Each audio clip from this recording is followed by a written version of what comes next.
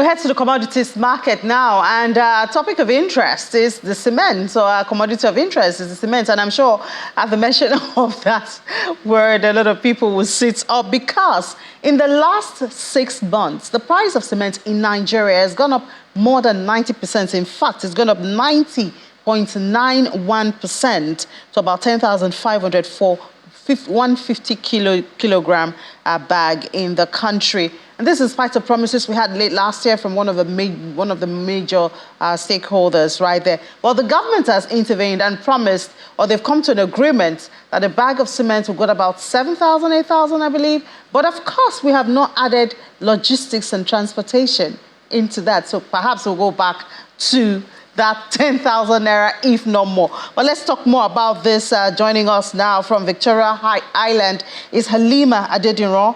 She's an analyst with Financial Derivatives Company. Hi, Halima. Good afternoon. This surge, have we come to an end? As this agreement between the government and major stakeholders of cement, will it bring an end to this surge in price of cement? Good afternoon. Well, the meeting between the manufacturers of cement and the government is commendable, and it could bring a reduction, but I'm not sure it will be an end in the near term, given the reason that were ruled out by the manufacturers, one of which is reduction of import duties. They're also looking at the government increasing infrastructure around the manufacturing area. That means building of more roads. So these two conditions are not likely to be met immediately. So for now, we will still see an uptick in the price of cement. And given that there is also the issue of smuggling out of the country, because our currency currently is depreciating. So our commodity is cheaper compared to what it is in the neighboring country. So smuggling activities too is really affecting the price of the commodity because it is reducing the volume of supply available in the country. So, and also we also have the issue of inefficient transportation system. So it is causing a huge gap between the price of the factory gates and at the retail end. So this, coupled with so many other factors, is really affecting the upsurge in the price of cement. And before now, I think in the beginning of quarter 4, 2023, there was a fierce price war amongst manufacturers of cement. So which gave people some hope that at least we'll see a downward drive in the price of cement. But unfortunately, surprisingly, we see that there is an uptick instead of the reverse that people were expecting. And it is because of these factors. And so this will have so many implications in the economy because the construction sector is really capital intensive and labor intensive as well.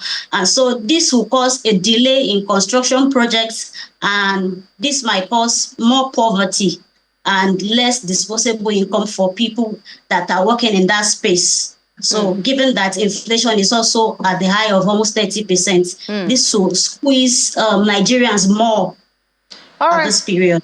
All right, Halima, recently a government official, I honestly can't remember who now, did talk about, I don't know if it was a threat or a suggestion of opening the borders to allow importation of cement. What impact could this have? Okay, so in 2002, cement importation was banned in the country to encourage local production and to bring about a reduced price. So, and after that period, we saw that there were investments, increase in investment in that space, and this brought about increased volume and stable price, so to speak. But because of the hike in price, which is very high now, the government is putting like a threat, let me put it that way. But this might not really happen because this will lead to like a shadow market. people would have to smuggle it out the more, and it will weigh down the supply of cement in the economy. So I think government should look at those options that are attached to the conditions of bringing down the price cement between the range of 7,000 and 8,000, which was agreed upon after the meeting was held on Monday. So I think they should look at those options and see the ones that can be tackled or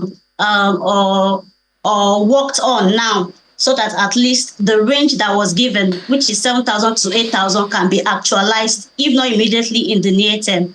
But for the threat, I'm not sure that's going to make things progress. All right, Halima, thank you so much for sharing your thoughts with us this afternoon. Halima Adediran, analyst with Financial Derivatives Company.